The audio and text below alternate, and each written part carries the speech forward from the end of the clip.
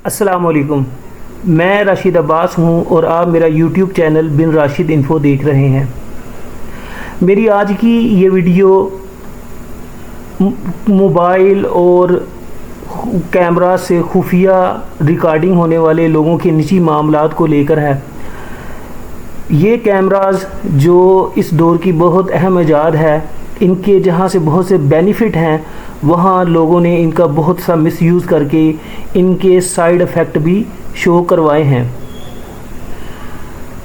अक्सर हम अपनी फैमिलीज़ के साथ किसी आउट ऑफ सिटी में जाते हैं सैर के लिए, तो हम देखते हैं वहाँ भी हम होटल्स के कमरे लेते हैं या किसी जगह बैठे होते हैं, तो अक्सर हमें पता भी नहीं होता और हमारी खुफिया रिकॉर्डिंग हो रही होती है।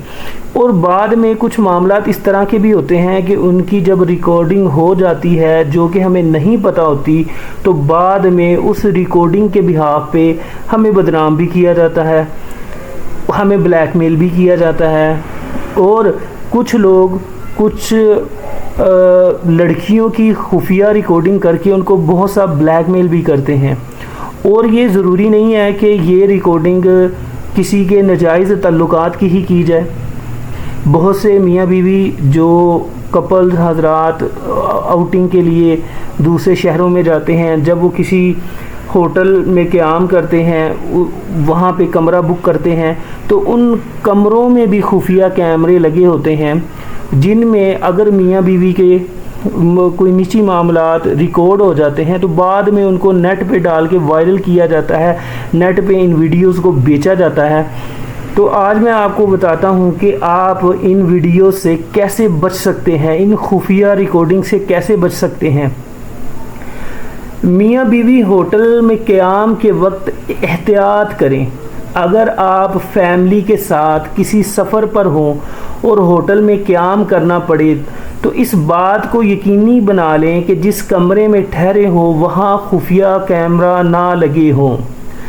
आइए हम आपको बताते हैं कि अपने मोबाइल फ़ोन से कैमरे लगे खुफिया कैमरे को कैसे ढूंढा जा सकता है।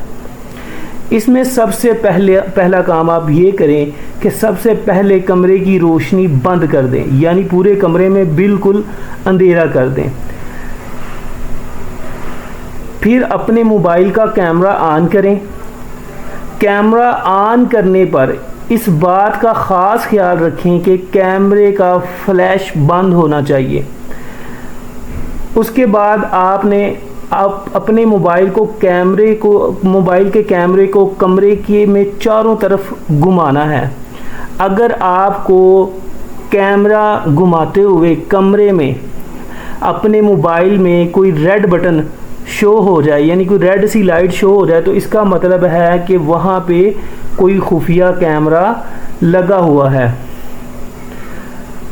अब आप इस चीज़ से मुहतात हो जाएंगे कि यहाँ पे खुफिया कैमरे से आपकी रिकॉर्डिंग हो रही है, और आप अपने तमाम तर मामलात को एक लिमिट तक रखें और दोबारा कभी भी इस तरह के किसी भी होटल में क़याम नहीं करें।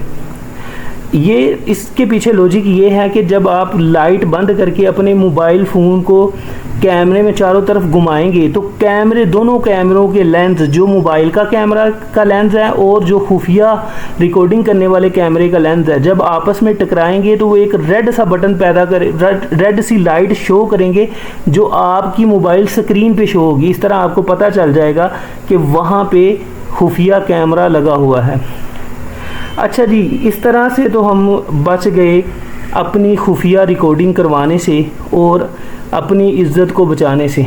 लेकिन आप तमाम बहन भाइयों को ये मेरी रिक्वेस्ट है कि अल्लाह की ज़ात ने हमारे कंधों पे 2 फरिश्ते मुकर्रर किए हुए हैं जो हर वक्त हमारे हर अच्छी और बुरी बात को लिख रहे हैं।